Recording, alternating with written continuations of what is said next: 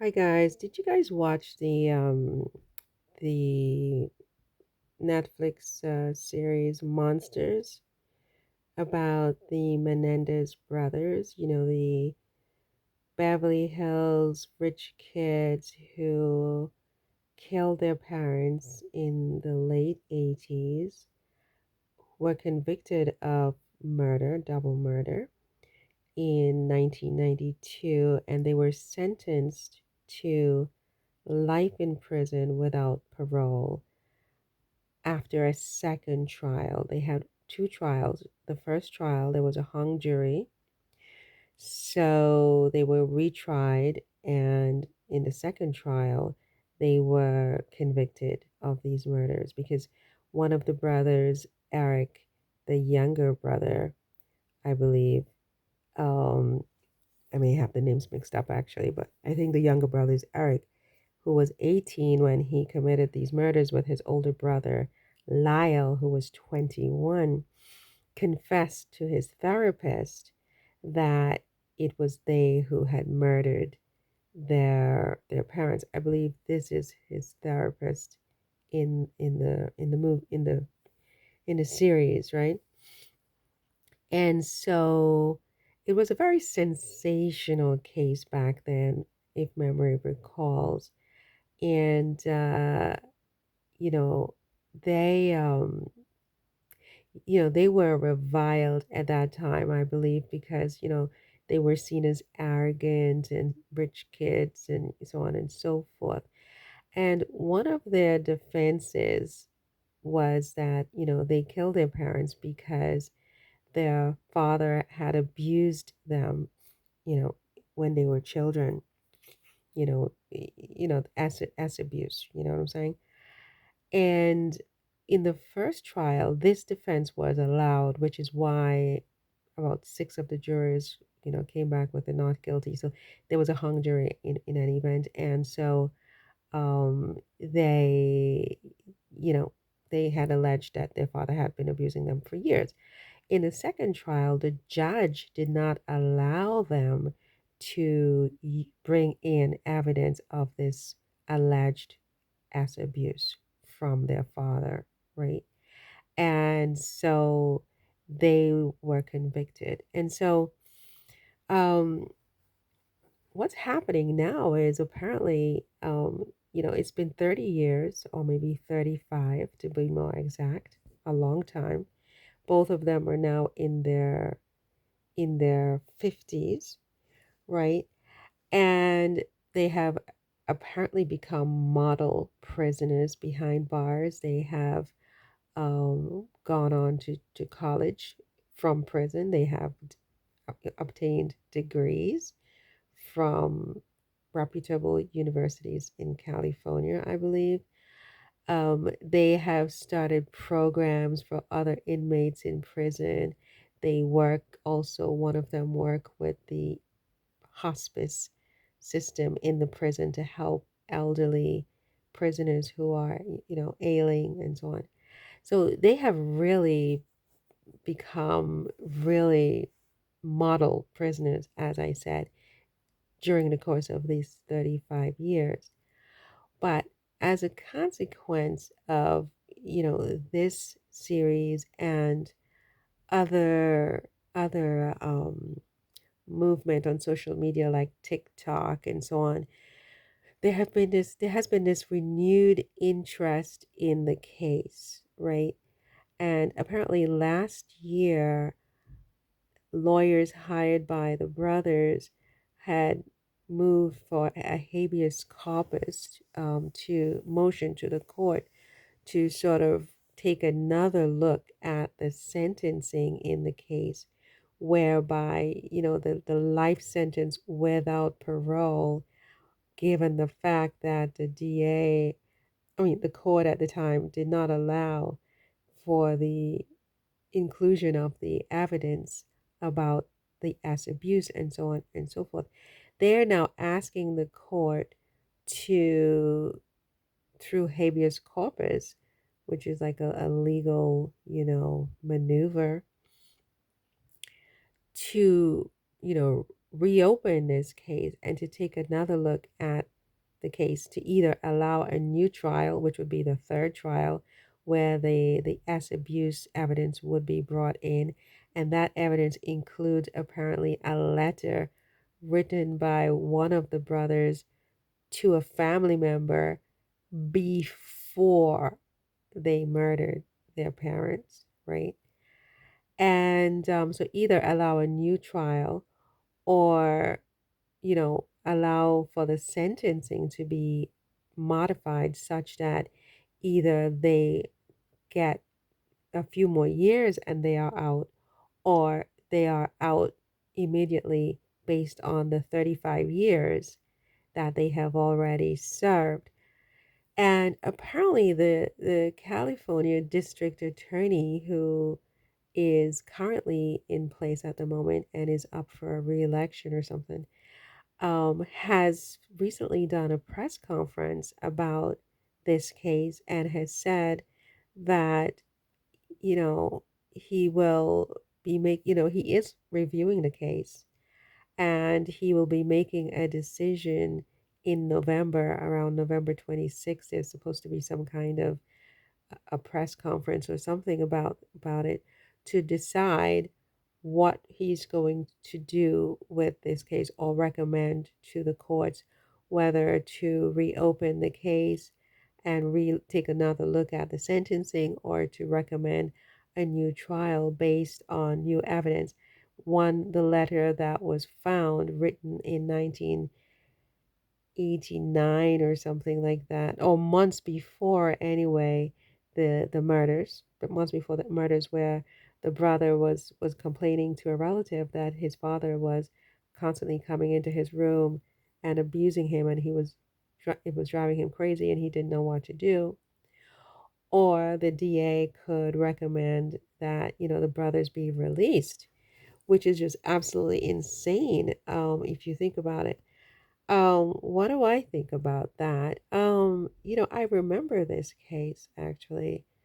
Um, I, vaguely where, when this happened, I remember there was something going on and this case was very sensational at the time.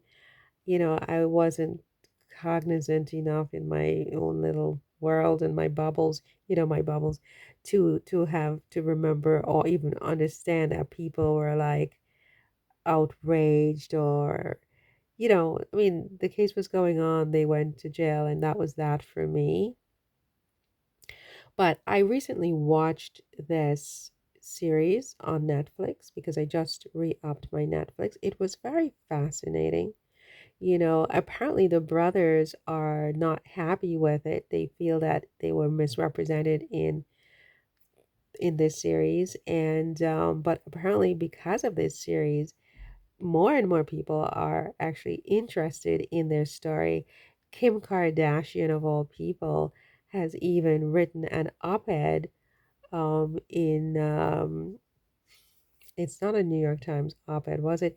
She wrote an op-ed for some major media publication in support of the brothers. She apparently went to the prison to visit with both brothers.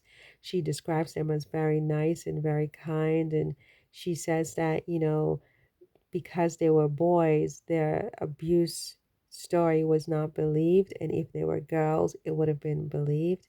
She basically said, that we fail them as a society to, not hear their story about being as abused by their father, and who, by the way, is accused by a member of the band Menudo. Remember that band Menudo?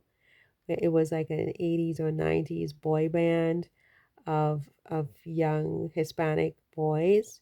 I think Ricky Martin might even have been one of the members of this band at one point. They were always like this teen band of teenagers.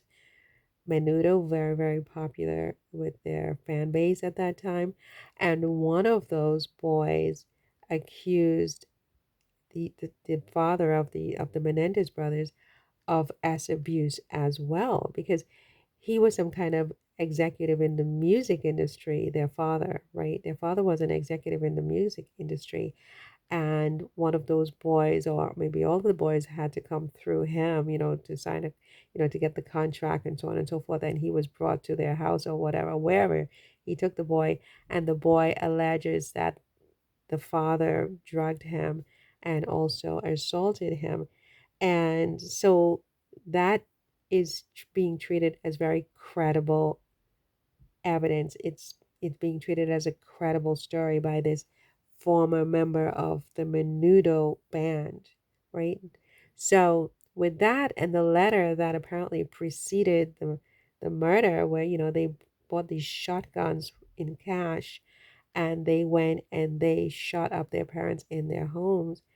In that the letter and the testimony from Menudo, plus, again, public sentiment has shifted about, you know, the abuse allegations that these boys, these men, they're now men, raised at the time. Because back, 35 years ago, people didn't perceive males as being victims of ass abuse. This was only something you could do to a woman, if that makes sense. And so now, with a shift in public sentiment, you know, people seem to feel that it's a good time to revisit this story and to give the men their due, and to at least retry the case, allowing the evidence and testimony about the abuse to come in, or just resentence the men and release them, basically, for time served. And apparently there's a real chance that that's exactly what could happen in November, just before Thanksgiving. So what do I think about all of this? Well, the only thing that stood out to me in the series is the way that they killed their parents, and the motive that was given by the prosecution. Apparently, the prosecution in the case said that they killed their parents for money. For money. They wanted to get all their parents' money, so they killed their parents. And the way they killed their parents, I mean, they pumped bullets galore. I mean, you're talking about tons and tons of bullets, emptied onto their parents. They emptied the guns on their parents. And for me, that is very, very strange given the motive, right? I mean, if you want your parents' money, you probably would kill them if you're a sick monster, yes, but not like that. I don't think you kill your parents like that for money. How would you kill your parents for money? I mean, it's a damn good question. I don't really know. It's not my area of expertise. But this way that they shot up and killed their parents is a crime of passion. This is rage. This is rage. This is not greed. These are two evils. Rage is an evil, greed is an evil, but they have a different nature, you guys. They have a different nature. When you are angry, when you are angry, you behave differently from when you are greedy.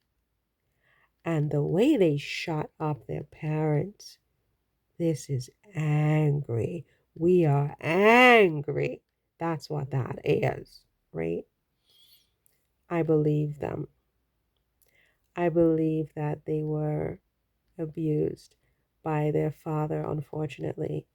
And their mother, probably her silence, probably her weakness in not being able to stand up to their father, or probably because they knew that killing their father was effectively killing their mother, because she probably was so dependent on him.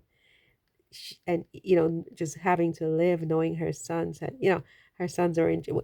she, so they killed their mother too. I think it's a complex thing where, her silence and her inability to protect them from him, and then them not wanting to have her live, knowing what they had done, despite the fact that it was in some ways, one could argue, justified, etc. I mean, the complexity of that situation, I mean, I can't even put myself there fully, but I can tell you that my gut reaction, my knee jerk here is that you don't kill your parents in this way because you are motivated by greed.